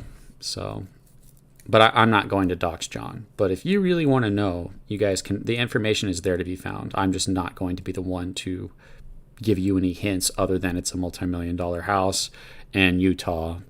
There's just no getting away from that. Plus, yeah, I could keep going, but ultimately, there's not really a need to. It just gets down to the heart of it, which is, was SafeMoon investors being put first in the spending of the money or not? Come on, Knight. I feel you may be brainwashed here a little. No, I don't think he's brainwashed. I think he just might not have the full picture. A lot of people don't have the full picture because nobody wants to dox John. Like, I know where he lives. I know what his house looks like. I know how many cars he has. I know what kind of cars they are. I know exactly how much his house was paid for. I know the exact amount. And when you look at that and you look at the Bitmart thing that we looked at, as an investor, yes, it's you naturally want to go into defense mode of like, no, John is clean. He wouldn't do that to us. He didn't do that to us. And that's fine if people take that approach. I'm not going to say you're a dumb maxi, whatever. Like, that's your approach to your own investment. But I myself, and probably most of my following, tend to be a little more rational, where even if something isn't what we like or want it to be, we will still not lie to ourselves about it. Like that's the entire point of it is, of course, I would prefer for SafeMoon to be amazing and for everything to be perfect and for them to have this amazing exchange and cryptonomics idea so that, SafeMoon will go, that of course, then my small bag would become huge and it would have a great impact on my life, as well as everybody who I've told about SafeMoon, which would also be great, because now because I've talked so positively about Safemoon the past year, there is, even though I've always said this could go up or down and we don't know what's going to happen, and to be responsible and to not just buy every dip, I really don't like the mindset of buying every dip. If you look at whales selling, they want you to buy every dip so that they can they can sell at a higher amount, or they can just keep slowly selling while you keep raising the price and they keep selling on you. It becomes like almost just like one small group of people hurting a bunch of other people. Now it does become a transition of wealth where if the J curve does happen, it will benefit those holders, and that's worth noting. But it also comes to, if that J curve doesn't happen, then all we did was feed all these rich people on the way down to us not making any profit, which when you, once again, the end of that sentence, there's a bunch of people that just want to crucify me and cancel me because I didn't paint Safemoon in the most amazing light. Even though I provided two different scenarios, you're just not allowed to provide that negative scenario. The other devs left with millions. Do you really think John was going to put in all the work paying himself a minimum wage? No, of course not. But here's the question I asked. I got a lot of different answers on this one. 2 Pyradians. How much do you think John should be paying himself a year for being this CEO of Safemoon? Mesco85, what's going on, man? CC, what keeps you invested in Safemoon if all signs he took money from the LP and purchased an expensive home and cars with our funds? Do you think Safemoon still has a future? Yeah. I think it comes down to the exchange and the blockchain. That's how I felt. I was like, well, I pretty much know he did this unless he can magically explain where he got millions of dollars from that didn't come from the Bitmart tax, which is possible. Like, that's why I said, John, you're the only one that can really clear this up. Otherwise, it looks like millions of dollars went from Bitmart directly to the Gabe and Devil wallet, which you controlled, which off-ramped into the same Kraken exchange on of $19 million. From when I looked at it, that's what I was seeing. So maybe you got money from elsewhere to pay for those things that we don't know about, and that 19 million has only, or however much it was, has only been used for Safemoon. But there's a lot of people on the inside speaking out too. Like, there's his family and there's people that work there that are coming out and talking. But anybody who says anything against Safemoon gets discredited as the worst version that you could think of them. John's uncle is jealous and whatnot, so he's an idiot. Don't listen to him. Anybody who says anything, you get discredited immediately. It's amazing, actually. It's actually quite amazing to watch this happen. Come on, Crypto Control, spill the beans. Do tell house, car prices and amounts. No, I'm not going to say that. Because I don't want to be the person to dox John. Like, anybody could go find John's house with enough research. But if I say this is where John's house is, or show you guys a picture, and then somebody goes and hurts John or something, right? Like, I played a role in that, and I don't want to play a role in it. This is why CoffeeZilla didn't do it, which is, once again, another super interesting thing that we're just not allowed to talk about. CoffeeZilla posted all those videos, and he could have done another video saying, here's John's house, but he didn't want to dox John, so he wasn't going to. But then he said that he got a letter from Safemoon LLC saying that for him not to dox John's house. I could give you guys a lot of pointers to how to find it, but I'm not going to. I'm just not going to do that. But it's there to be found. You might have to be a little creative in how you're finding it, though. I'll just say that.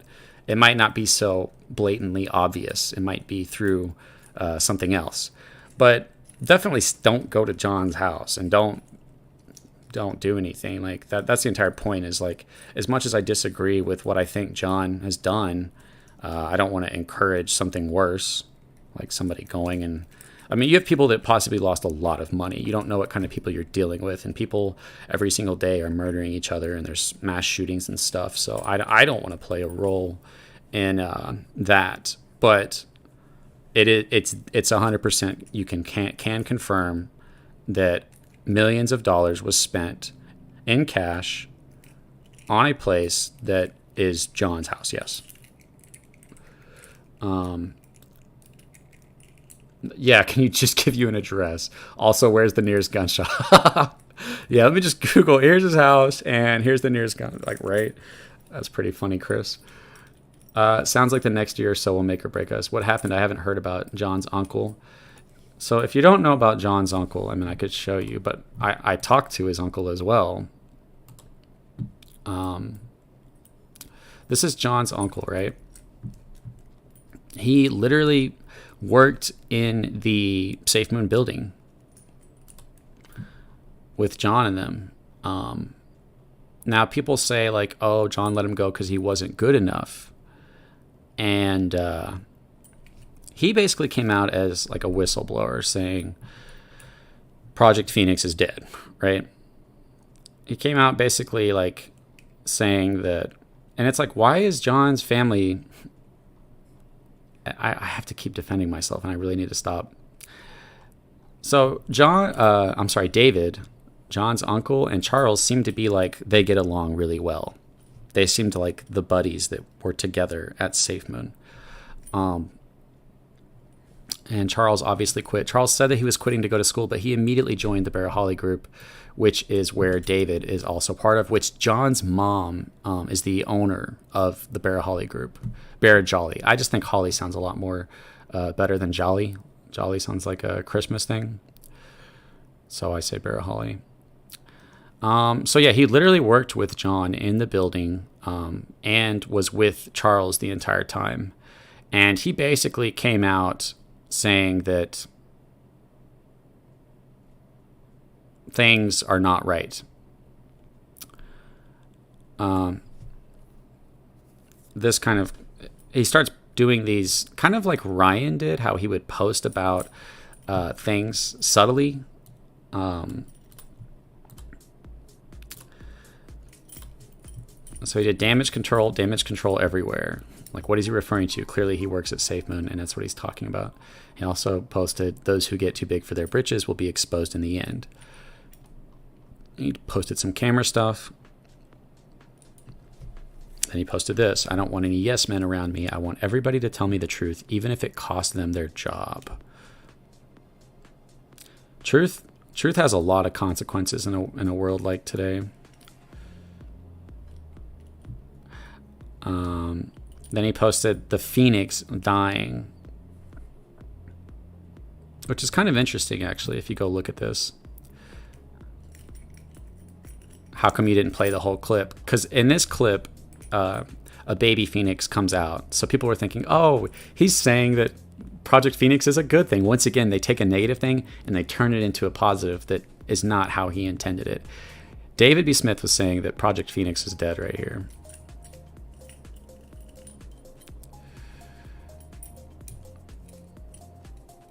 Say, that's what Jeremiah said. What does this mean? Is it Project Phoenix? And then John Kingston said, watch the video and see what happens. And it shows a baby coming out. So they're like, see, guys, it's a positive thing.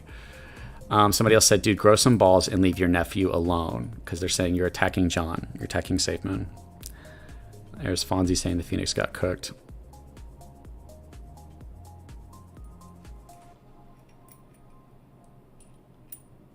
You haven't seen the movie? It's Reborn. Somebody else said Gambia is gone. Thanks for clarify it. Like, this person like got what he was trying to say, which is now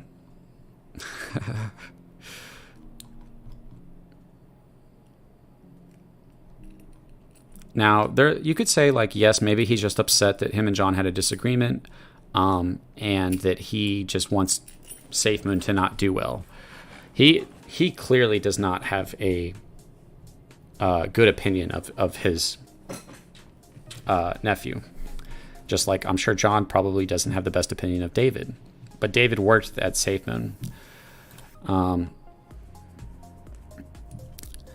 Here's this guy saying Soylent Green is people. Everybody's calling him a futter. He's giving an example of like what feels like to tell people what is actually happening makes everybody turns on you. Even if the people directly are working with John come out and tell the community what is happening, they will turn on you. They will trust John over you. And it doesn't mean that they're necessarily right, but to me, it's worth listening to and getting the pieces and seeing if they fit with all of reality. Somebody said, must suck having you as family. How embarrassing for the rest of the family. You act like this publicly. You don't see him talking about how crappy your work was. Because he can, but he took the high road. And then he said, man, are you in for a shock? And then he kind of kind of resorted to like doing his own thing. Well, okay, no, except for this one. Yes, let the cognitive dissonance flow through you. So he kind of resorted back to his work and stopped talking about it. But I talked to him. He basically confirmed everything that I've covered lately, as far as everything that I've covered in my streams. He's like, yeah, that's all true.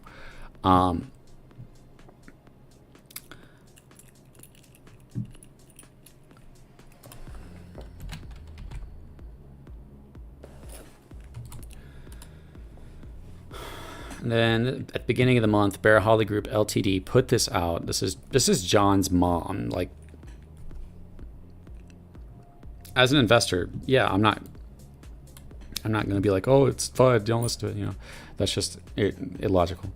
But he said they said Bear Holly Group Ltd is not responsible for the opinions or assertions expressed by any parties or groups that are not Bear Holly Group Ltd. No other company, corporation, association, or person represents our business entity interest or may speak on our behalf. No other opinion or speculation represented in social media may or can account for our work, company goals. Bear Holly Group Ltd may, at their discretion, engage in business development activities. Through those activities, though those activities do not constitute endorsement or partnership, this is clearly them trying to separate themselves from other groups that they might be associated with. Only group that we know that they've been associated with is Safemoon. Bear Holly Group Ltd works within the regulations and laws in the Gambia. We also take our safeguarding role in the Gambia seriously. We have refused partnerships that fail to meet our rigorous standards, and we will continue to refuse partnerships that do not align with those in the Gambia's National Development Plan. I mean, this sounds like whatever they had going with Safemoon in the Gambia is off. Immediately after, so John went down to the Gambia for the Safemoon 32 birthday, which we were all like, hey, John's in the Gambia, something big's going to happen. And I think that he did have something big planned, but that it fell through. That instead of an agreement, they actually had a disagreement, and it didn't go that way.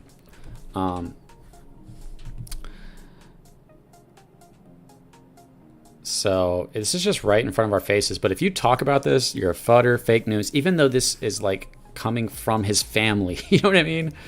It's like there's the lawsuits happening, and they're probably trying to distance themselves from that, but they also might be trying to distance themselves from Safemoon as a whole, to not be associated with anything that's happening with it. So that's the whole story on that one. All thieves should face the death penalty. Damn, dude, you've never stolen anything? You ever take too long on the job? You ever not work while you're at work when you're supposed to be? That's stealing, man. Everybody's stolen. Everybody's lied. So his own family have basically come out with the truth, and people attack them now. Man, the people are cray-cray.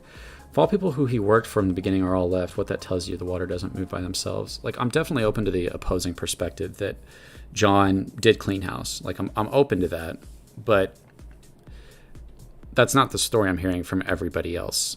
And it just kind of becomes their word versus John's word, which doesn't actually exist because he doesn't really say anything about it.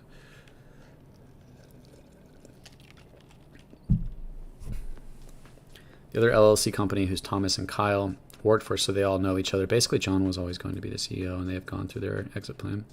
I don't think they plan. No, I don't think it's an exit plan. I really don't think of it that way.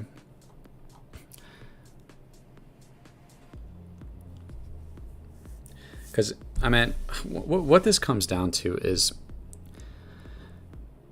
if you, and this is why I don't think John had negative intentions for Safemoon. I think he really did have a positive, like, picture of what it was going to do. If John and the team intended for Safemoon to be a rug pull while they were doing all their AMAs, then John trying to stay within regulations would be the dumbest thing you could possibly do. You would want to make it as decentralized as possible, make it so that there's less liability for being held accountable, not work with, the Gambian government.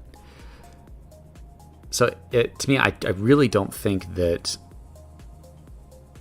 no, like rug pull seems illogical in my mind for John. I think that Kyle meant it as a rug pull. I think Kyle took from the LP, and I think Kyle used the money he took from the LP to pay Thomas, to give Thomas a large amount of money. Does that suck? Yeah. Does people not want me to talk about that? I'm sure they don't like that being talked about. I'm open to clarification on that. If Safemoon dev or Thomas wants to like provide insight into like those things, but they kind of already have, and it kind of just seems to be the scenario. And I'll talk to Thomas still, and he's really respectful to me, but it doesn't mean like I can be respectful to you and still like think that, hey, you might have not been the most honest with the Safemoon community when it comes to whether or not you knew about what the source of the money that you were paid for came from.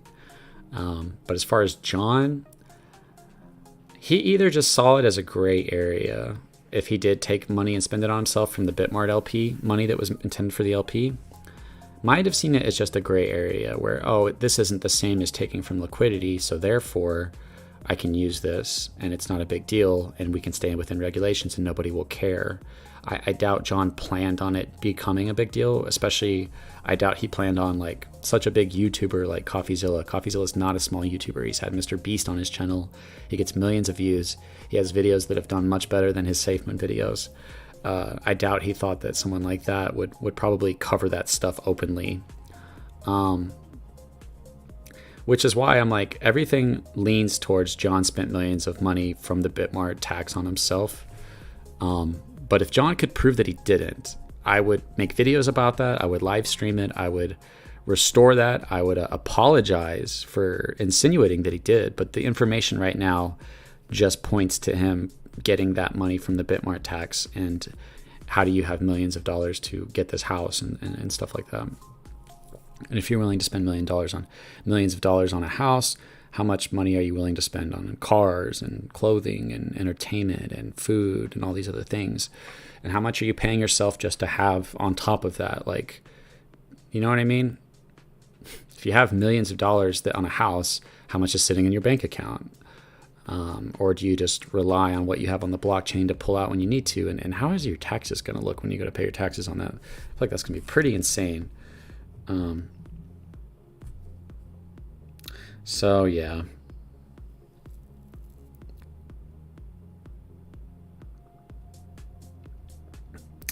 I don't know. How do you guys feel? I just kind of wanted to hang out with you guys for a bit. I'll probably try to be productive, get off here and try to be productive. Oh, hey, babe. Safemoon to the moon, in my opinion. Do your own research, not financial advice. Thanks, Mitch. I appreciate that.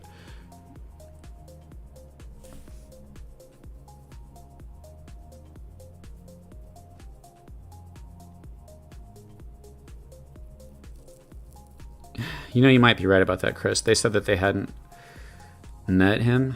Did they say that? But they all owned Tano together, which is like John, Kyle, and Thomas were the founders of Tano, which is the Gabe wallet, is the Tano wallet, which Thomas said is literally John's wallet. Chris, taking over the chat. CC, I believe we are entitled to know about John's possessions he purchased with our funds. Ultimately, I decided to purchase Safemoon. However, your Safemoon videos played a role in my decision to do so. Chris C, giving your fingers a rest. You only get so much text before having to send. Bro, you need to prove him guilty, not proving he is not. All John has to do is come clean and say, I paid myself. Yeah, I try to allow you guys to express how you feel, and I try to read it, but if I don't want to give like one person like priority over the entire conversation. And you definitely lean towards just thinking that it was all a scam. And I definitely, like I said, if that's your conclusion, then I totally agree. I don't think that John, I really think there's no way you would go towards decentralization or centralization. And that was the disagreement that John had with Thomas and with Kyle. And Thomas hates John, and Kyle and John did not get along. John kicked Kyle out of the community because of some disagreement they had. So, and apparently there's threats of lawsuits, so they're not on the same page. No, I don't think that John intended Safemoon as a rug pull. I really don't. I think that he just took from the 5% Bitmart tax, which might have actually come from selling our liquidity from V1. But what does that mean for the future of Safemoon? I don't know. Nothing might happen, and it still comes down to whether or not they make something or not. You know what I mean? Like, to me, that's ultimately how I see it as an investor is if they survive the negative things, or if the negative things happen and don't destroy the project, then it still comes down to, can they make something big enough to raise the project back past all-time high? That's all it comes down to. Is can we go back to our all-time high again? And that depends on Cryptonomics and whatever else they have cooking. 1 hour drive to and from work right now is what I want to stop doing. Keep up the good videos. Man, that sucks, man. I'm sorry to hear that, bro. What's up with DigiFinex on our other love? Yeah, D-Libby. Sam has been over that. Like, basically, what the volume looked like was like we were going to get a really big buyback and burn, but then DigiFinex basically reported like, no, like that was mostly our people doing the trading, so or something like that, so that it doesn't actually contribute to you guys. It was like arbitrage. So there was this disagreement on how much happened. So what we thought we were getting, we didn't get, and Sam just announced that he explained that to the community. Like, sorry guys, this sucks, but what we thought was going to be big wasn't. I think to protect your channel, probably need to start looking at other projects to diversify. I assume most subs are Safemoon fanboys. Yeah, I think most of you guys trust me, though, you know, to not like lie about something to make money off you guys. Probably gonna take a nap. Okay, yeah, you've been real sleepy. Do some new content on ISO. If I do new content, guys, it's gonna be like general content. It won't be like, unless there's a crypto that has a ton of like hype and search volume around it, it'll be a general thing. But I still feel like my voice is important in Safemoon. I think people appreciate that. I think if something goes wrong, that like if you think about it, if you go back to Safemoon, when things go wrong, and I'm not trying to point to myself, but I am like I'll be here with a stream and we'll be in a chat together to talk. If something crazy happens, I will provide a place for us to experience it together and observe it together and to look at all the information. And you guys know I'll do that. And I told Sam this with Evergrow too. I told Sam, I was like, because I'm actually like Sam, I'm friends with him, I trust him, he's been so open about everything. I told him, I'm like, hey, like, just so you know, I do cover negative things if I feel like it's really important to investors. I don't just cover every little negative thing, like, oh, John, you know, farted on camera or something. Like, I only cover things that I know that are important to you, like team members leaving or possible fraudulent activity that has a lot of weight to it. It has to be very serious for me to want to really cover it. I'm also okay with like speculating. Like, I like breaking ideas down to see what's real about them. I really enjoy doing that. How can John prove that he did or did not steal money? I would like to know the truth, but I think we will never know. Well, if they go to court and they have to explain where that money come from, that would be one way. Or if John just showed like the receipts and showed where the money came from different investments to where how he paid for all his personal stuff and however much he pays himself per year to be the CEO of Safemoon. That would do it. Thanks for your vids as always. Thank you, DJ. I appreciate that. I downsized to 1 million bag just in case, but not putting more in at this time. That's about what I'm at, Folsom. I have my car key. Yep, you're right. And my house key. How did you know that, bro? I have my car and my house key in my hand. You're pretty funny. I meant usually they're together. But all right, guys. Hey, you guys are awesome. Huge shout out to Mitch Bromwell, Chris C., Luis Diaz, DJ Aram, Tario411, Michelle, Money Buggy. Thanks for being here, guys. Sometimes I just want to hang out with you guys and kind of talk to other people. A blockchain never lies. It doesn't. It is just kind of hard to tell the story behind the blockchain. But all right, guys, thanks for hanging out today. I'm going to jump off here. I hope you guys have a good day. We're getting real close to the weekend. I hope you guys have a good weekend as well. And like I said, I will be here, whether they don't want me here or not, to cover the good and the bad. So you guys have a great day, okay?